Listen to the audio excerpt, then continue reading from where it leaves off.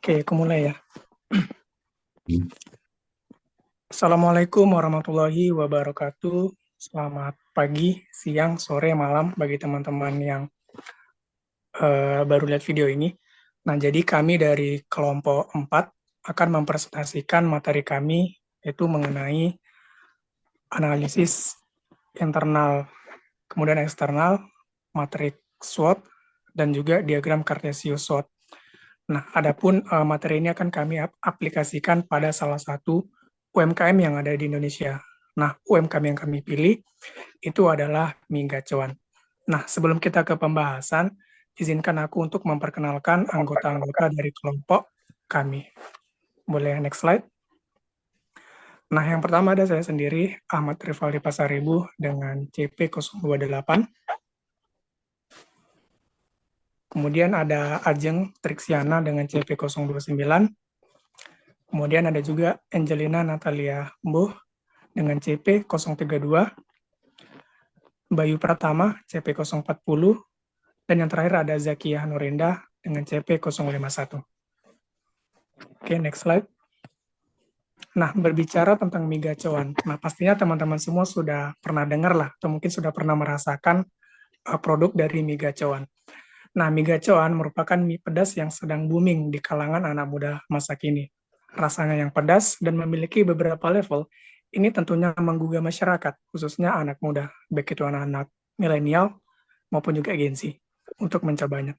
Nah, selain menjual mie pedas, mie gacoan juga menjual beberapa snack seperti siomay, udang rambutan, udang keju, pangsit, dan juga lain-lainnya. Dan juga untuk ekspansi dari UMKM mie gacoan ini, itu juga sudah termasuk yang besar, karena di kota-kota yang besar di Indonesia itu rata-rata sudah ada cabang mie gacoannya. Nah, untuk yang selanjutnya ke pembahasan inti kita yaitu mengenai analisis IV, EV, matriks SWOT, dan juga diagram Cartesiusnya akan dijelaskan oleh teman-teman saya. Nah, yang pertama itu kita mulai dengan analisis IV yang akan dibawakan oleh Ajeng. Kepada Ajeng, dipersilakan. Baik, di sini saya akan menjelaskan mengenai analisis faktor internal ataupun IV. Nah, faktor-faktor strategi internal dari yang tadi sudah dijelaskan yaitu dari UMKM Migacoan. Itu faktor internalnya itu ada strength dan weakness, di mana strength itu adalah kekuatan, sedangkan weakness adalah kelemahan. Nah, yang pertama dari kekuatan dari UMKM Migacoan ini adalah yang pertama harga yang terjangkau, di mana harga yang terjangkau ini diberi bobot 0,20, lalu mendapatkan skor 5 dan nilai skornya 1. Yang kedua, itu dapat dipesan melalui aplikasi GrabFood, di mana bobotnya 0,20, skornya 5, nilai skornya 1. Dan untuk lokasi strategis, itu memiliki bobot 0,20, skornya 4, dan nilai skornya 0,80. Yang keempat, itu menyediakan berbagai varian level kepedasan mie, di mana bobotnya 0,10, skornya 5, dan nilai skornya 0,50. Dan yang terakhir itu adalah memiliki area parkir, di mana bobotnya 0,10, skornya 4, dan nilai skornya 0,40. Nah, di mana dari string ini mendapatkan subtotal untuk bobot sebesar 0,8 dan nilai skor dari subtotal itu mendapatkan 3,7. Bisa di next. Nah, selanjutnya yaitu faktor internal yang kedua, yaitu ada weakness, yaitu kelemahan. Nah, di sini ada beberapa kelemahan dari UMKM mie gacoan. Yang pertama itu mudahnya produk untuk ditiru, di mana memiliki bobot 0,030 dan memiliki skor 3 dan nilai skor 0,090. Yang kedua, wifi yang kurang kencang, di mana bobotnya itu ada 0,020, skornya 2, nilai skor 0,040. Yang ketiga, produk tidak tahan lama, di mana bobotnya 0,020 dan memiliki skor 2, nilai skornya 0,040. Dan yang keempat, hanya tersedia satu kasir saja untuk melayani konsumen, di mana bobotnya 0,030, skornya 2, nilai skornya 0,20. Dan dari weakness ini mendapatkan subtotal bobot 0,2 dan nilai skor 0,40. 43. Nah, jadi total dari string dan weakness itu untuk bobotnya 1, nilai skornya 4,13. Nah, dari penjelasan tabel di atas tadi, untuk kekuatan dari UMKM Miga Cuan ini adalah pada harga yang terjangkau dengan bobot 0,20.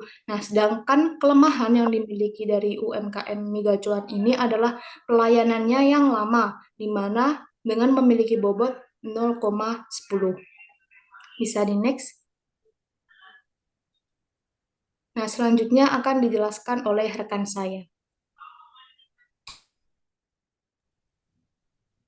Baik, sekarang saya Angelina dengan CP32 akan menjelaskan mengenai analisis faktor eksternal pada UMKM Miga Cuan. Nah, pada lingkungan eksternal ini dalam analisis SWOT ditentukan dengan apa saja sih yang mendukung peluang atau opportunity dan faktor ancamannya atau threats. Nah, berdasarkan analisis kita pada UMKM Miga Cuan, terdapat beberapa opportunities atau peluang, yaitu yang pertama UMKM Miga Cuan ini membuka cabang baru dengan bobot 0,25 dan mendapat skor 5 sehingga nilai skornya adalah 1,25. Lalu untuk opportunity yang kedua yaitu Mega Cuan mengadakan promo baik secara online maupun offline sehingga mendapatkan bobot 0,15, mendapatkan skor 4 dan hasilnya nilai skornya adalah 0,60. Selanjutnya UMKM Mega Cuan juga menambahkan varian mie menjadi lebih banyak, mendapatkan bobot senilai 0,10, skor 4 sehingga nilai skornya adalah 0,40. Lalu UMKM Miga Cuan ini juga menguasai pasar, mendapatkan bobot sebesar 0,10 dengan skor 4 sehingga nilai skornya adalah 0,40. Dan yang terakhir, peluang dari Miga Cuan yaitu Miga Cuan membuka lapangan pekerjaan dengan bobot 0,15, skor 4 hingga nilai skornya 0,60. Jadi dapat kita subtotalkan bobot yaitu sebesar 0,75 dan untuk nilai skornya adalah 3,25. Selanjutnya, yaitu pada faktor strategi internal ada juga faktor threat atau ancaman, di mana yang pertama yaitu terdapat ancaman munculnya pesaing baru dengan bobot 0,050, mendapatkan skor 3 sehingga nilai skornya adalah 0,15. Untuk ancaman yang kedua, harga bahan baku ini mengalami kenaikan, mendapatkan bobot 0,025 dengan skor 2 sehingga nilai skornya 0,050. Untuk rate yang ketiga, masyarakat bosan dengan produk jenis mie. Ini mendapatkan bobot 0,025 dengan skor 2 sehingga nilai skornya 0,050. Lalu ancaman yang keempat yaitu adanya usaha serupa atau pesaing yang menjual produk serupa dengan harga yang lebih murah, produk yang sama dan kualitasnya yang lebih baik. Nah, ini mendapatkan bobot 0,10 dengan skor 3 sehingga nilai skornya adalah 0,30. Dan ancaman yang terakhir adalah peraturan pemerintah dalam bidang ekonomi. Ini mendapatkan bobot 0,050 dengan skor 3 dan nilai skornya adalah 0,15. Sehingga pada faktor ancaman ini dapat kita subtotalkan pada bobotnya adalah 0,25 dan nilai skornya adalah 0,7. Jadi dapat kita totalkan pada faktor opportunity dan threat tadi dapat kita total dan mendapatkan hasil bobot adalah senilai 1 dan nilai skornya adalah 3,95. Next. Nah, dari tabel yang sebelumnya tadi menunjukkan bahwa peluang yang dimiliki oleh Mega Cuan adalah membuka cabang baru dengan bobot senilai 0,25. Sedangkan faktor ancaman yang dimiliki oleh Mega Cuan adalah adanya usaha serupa atau pesaing yang menjual produk serupa dengan harga yang lebih murah, produk yang sama dan kualitas yang lebih baik dengan bobot 0,10. Selanjutnya, baik pada Oke, diagram selanjutnya akan saya dilanjutkan. CP 040 Bayi Pratama ingin menjelaskan tentang diagram Cartesius SWOT. Langkah berikutnya ialah untuk mempelajari diagram analis SWOT, yaitu dengan membentuk titik potong antara sumbu X dan sumbu Y, di mana nilai asal sumbu X pada dapat dari selisih antara total strength serta total weakness. Sedangkan untuk nilai sumbu Y didapat asal selisih antara total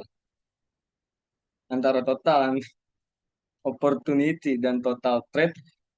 Nilai total skor asal masing-masing faktor bisa dirinci, yaitu yang pertama ada strength dengan nilai skor 3,7, kemudian ada weakness dengan nilai skor 0,43, lalu ada opportunity dengan nilai skor 3,25, yang terakhir ada threat 0,7. Maka dapat diketahui selisih total skor adalah dengan menggunakan rumus di bawah ini, yang dimana sumbu X didapat nilai S dikurang nilai W dibagi 2. Sama dengan karena kita sudah mendapatkan nilai strength dan nilai weakness, di sini mendapatkan nilai 3,7 dikurang 0,43 dibagi 2. Hasilnya 1,635. Lalu untuk sumbu Y, terdapat nilai O dikurang nilai T dibagi 2. Karena sudah mendapatkan nilai opportunity dan threats ini masing-masing, maka bisa dituliskan 3,25 dikurang 0,7 dibagi 2, maka dapat dihasilkan 1,275. Oke, sekian penjelasannya, maka selanjutnya akan didapatkan contoh diagramnya. Ini adalah contoh untuk diagramnya. Selanjutnya untuk matriks SWOT akan dijelaskan oleh teman saya. Baik, untuk matriks SWOT sendiri ini didapatkan dari diagram yang sebelumnya mengenai strategi. Untuk strength sendiri dan juga untuk weakness, kemudian opportunity dan threats, itu kita mendapatkan strategi yakni S versus O atau kekuatan dengan peluang.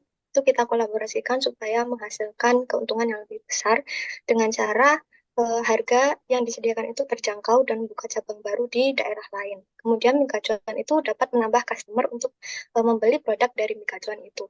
Kemudian yang kedua ada strength dan juga threats. Itu kita menggabungkan dari kekuatan dan juga untuk meminimalkan ancaman.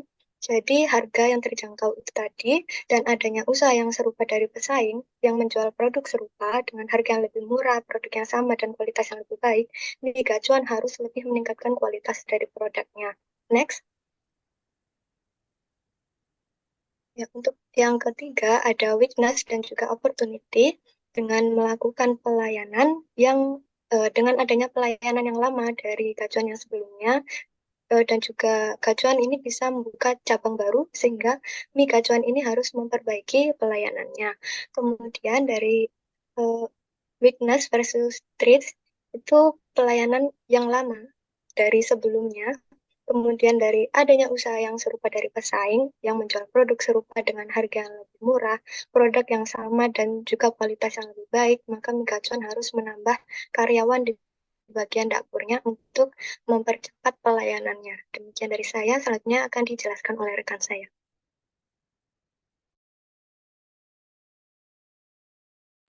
Oke, baik. Nah, kita lanjut ke kesimpulan dari pemaparan teman-teman sebelumnya.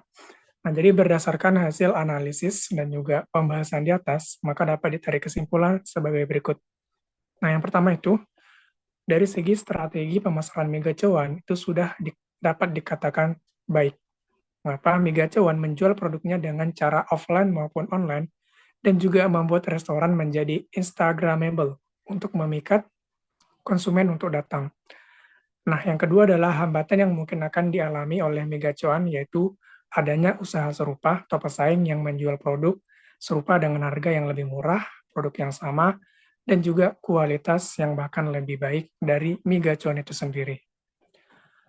Oke, baik, mungkin cukup sekian untuk penjelasan dari kelompok kami, kelompok 4, mengenai analisis IV, EV, matriks SWOT, dan juga tadi ada diagram matriks SWOT-nya. Sebelum menutup, mewakili teman-teman yang lain, mohon maaf jika masih banyak kesalahan, dan semoga video ini bermanfaat. Wassalamualaikum warahmatullahi wabarakatuh. Terima kasih.